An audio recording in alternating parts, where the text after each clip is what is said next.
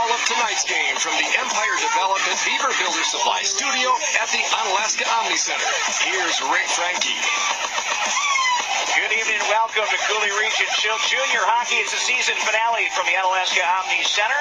I am broadcasting from the Empire Development Beaver Builder Supply Studio. And, of course, last night was out at Riverside Ice Arena with our good friend Jimmy Lilledahl, who is the voice of the Austin Bruins, a team that has enjoyed much success this season.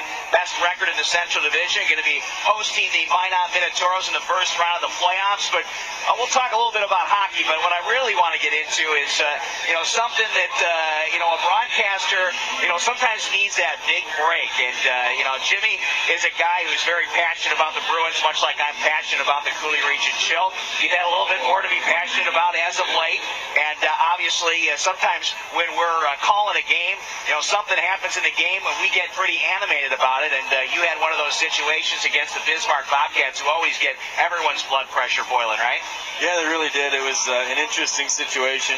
Driving back to the Twin Cities last night, got a phone call from ESPN LA, and obviously they got a hold of it. And they put it on Sports Center, so it is what it is. It wasn't the best way to be on Sports Center, but they put our link up on the site, and I don't know, it's pretty entertaining. I have a sense of humor, so. Hey, we've watched it about 3 or 4 times each. Jimmy Culp, our camera guy, and myself, and I'll tell you what, it's classic, and I guess it's going to take off. It may go viral big time here. It is on YouTube, and I'm going to play it for you right now. This is actually, I wondered where Brandon Wallen was last night, and this is the reason. Let's take a quick listen. This is the game in question. This is the Austin Bruins and the Bismarck Bobcats from Riverside Ice Arena. Jimmy Lilledahl with the call.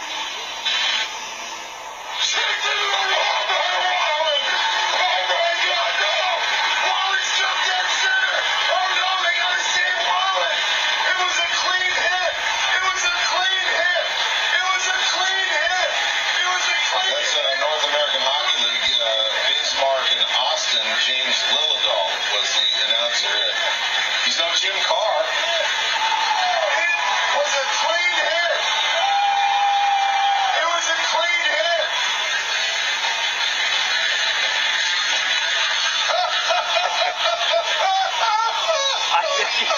I think inquiring minds want to know, Jim, was it a clean hit? Honestly, I mean, it's kind of funny. You try and ask people that aren't involved in it. In other words, they're not from Bismarck or Austin. And honestly, it's 50-50. I personally, I still believe that it was a clean hit. If it wasn't, I can understand it, maybe a 2-minute minor, maybe a double minor, but a 5-minute major, probably not. And a suspension. Here's my view of it. Watching it on film, it's a clean hit. I was having fun with it. It was a clean hit, in my opinion. Obviously, the league didn't see it that way, as he was given the penalty and the game suspension. But this has blossomed into something that is a dream for a lot of broadcasters. You're on Sports Center, right, which is awesome. Yeah. And I guess I understand that you're in communication with Tosh 5.0. You're going to be on that show too.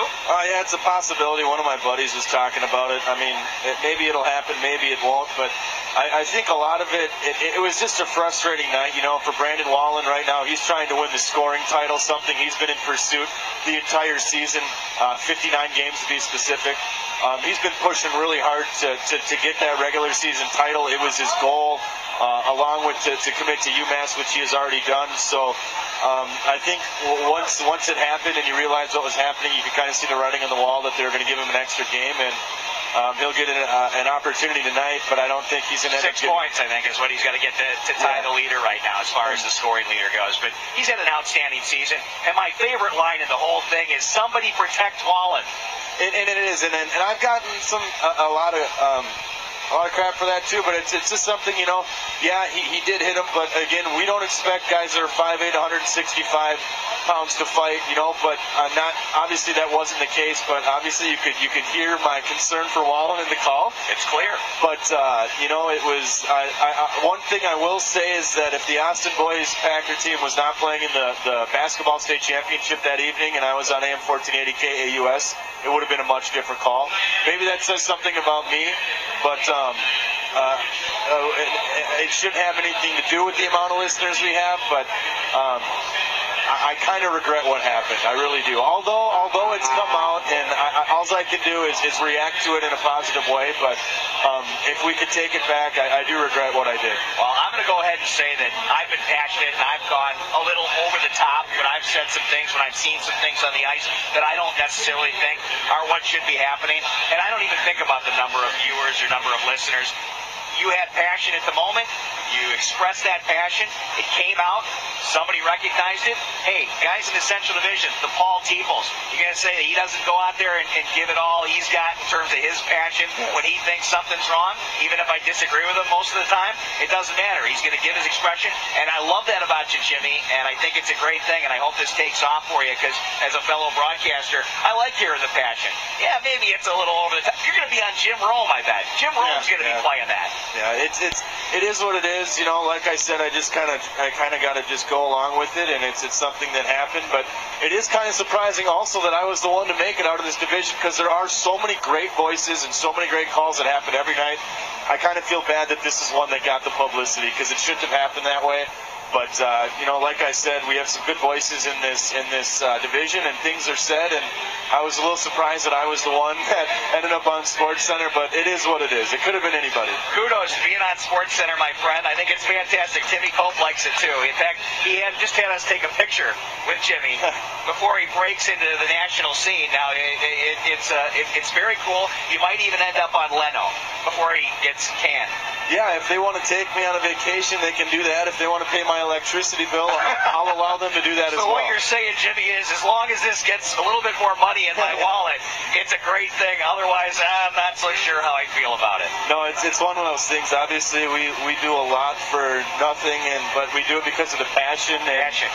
You know, I firmly believe that's why I'm on this planet to broadcast hockey games, and that's not going to slow me down. I'm going to keep picking up the headset, and I'll be calling a game April 12th and April 13th. So hallelujah. Yeah. I hear you, brother. And just real quick before I know you got to start your own pregame there, last night was a pretty physical contest, 78 minutes and penalties, and got a little out of control for the officials last night. Good contest. You guys eventually get an empty netter, make it 4-2 the final, but game pretty tight down to the wire. Yeah, it was, and all these games have been so fun to watch. They really have, regardless of the standings. You hear it every day. You know, it doesn't matter where you're on the division. The teams always compete, and we've had a lot of close games between these two teams, and it's great energy, and it's great to be a part of it.